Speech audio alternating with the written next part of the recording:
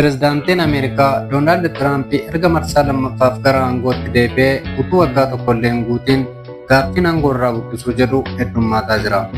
Haalli amma Tiraampitti jiru Dimookiraatota qofatu hin taane deeggartoota isaa fi Rippaabilikaanota illee waan bitaa gale fakkaata. Kanneen kana dura cichanii yaada isaa deeggaraa turan hedduun amma Dimookiraatota waliin hiriiruun isa mormuu eegalaniiru.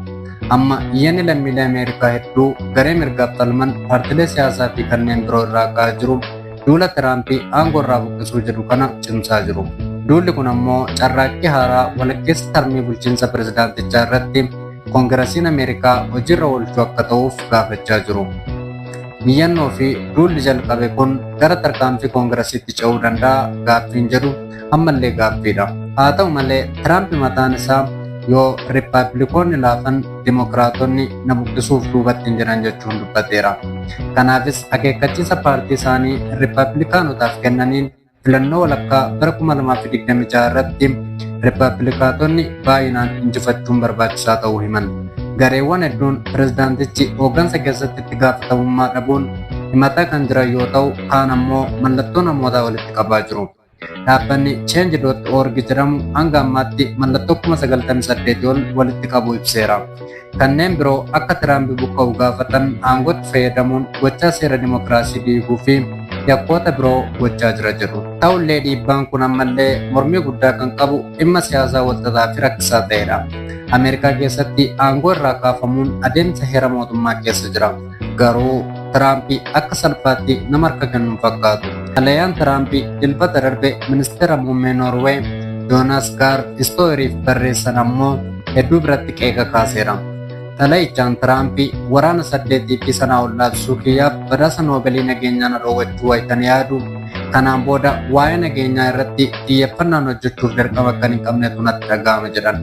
Heera mootummaa keewwata 2 keewwata xiqqaa 4 jalatti pireezidaantii yookaan aangaa'aa olaanaan Ameerikaa hojii isaa sirnaan hojjechuu akka hin dandeenye yoo mirkanaa'e aangoo irraa buqqifama jedha.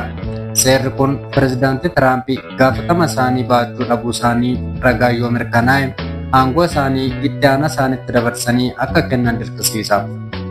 Mana maree bakka bu'ootaa pireezidaantichi bulchuu waan hin dandeenyeef yookaan itti gaafatamummaa isaa sirnaan baachuu hin dandeenye jedhee yoo seenetii beeksise, seenetiinis dhimmicha mirkaneesse aangoo irraa ni buqqifamu.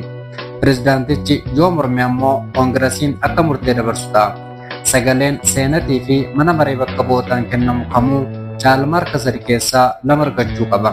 Tiraamp bara bulchiinsa isaanii jalqabaa himannaa fi duulli wal fakkaatan sababa hokkora kaapitooliitti hokkora akka kaasan jedhuun irratti gaggeeffamee ture. Tiraamp seenaa pireezidaantota Ameerikaa keessatti kan yeroo 2 aangoo irraa akka buqqifaman mana mareetiin gaafataman isaan jalqabaati. Jalqaba bara 2019tti Yuukireen waliin walitti dhufeenya qabaachuu isaaniitiin achis bara 2021 aleellaa amajjiichaa kaapitoolii keessatti jeequmsa kakaasaniiru jedhamuun irratti dhiyaate. Duulli amma sadarkaa qondaaltotaa fi lammiileetti eegalame kun guddatee gara mana mareetiin taasifamutti kan ce'u yoo ta'e yeroo sadaffaaf ta'a jechuudha. Seenetiin garuu yeroo lamaaniyyuu murteessee aangoo irraa hin buqqifne. Yaanni aangoo irraa buqqisuu bara 2026 kun kan jabaataa dhufe erga haalli siyaasaa Tiraamp taasisaa jiran akka malee addunyaa raaseen boodadha. Amma Tiraamp biyyi waliin atakaroo keessa hin galle muraasa. Biyyoota Awurooppaa dabalatee hedduun ammoo gidduseentummaa biyyoota adda addaa fi sochii biyyootaa fudhachuuf Tiraamp taasisaa jiru irratti mormii cimsaniiru. Qeeqa murtii imaammata alaa irraa kaasee hanga waa'ee aangoo raawwachiisummaa seeraan ala fayyadamuu mallatteessuttuu balaa hamaa takka Ameerikaa hin muudannetu ta'e kanneen jiran hedduudha. Miseensonni mana maree bakka bu'oota uummataa Ameerikaan gariin iyyata aangoo irraa buqqisuu bu'aa jiru xiyyeeffannaa keessa galchuun qorannoon akka taasifamu gaafataa jiru. Seenaa keessatti pireezidaantonni Ameerikaa 3 mana maree bakka bu'oota uummataatiin aangoo irraa kaafaman seenetiin gaafate keessaa Andrew Johnson bara 1968, Bill Clinton bara 1998 fi Doonaald Tiraamp bara 2019 fi bara 2021dha. Haa ta'u malee tokkollee seenetiidhaan yakkamaa ta'e aangoo irraa kan kaafame hin jiru.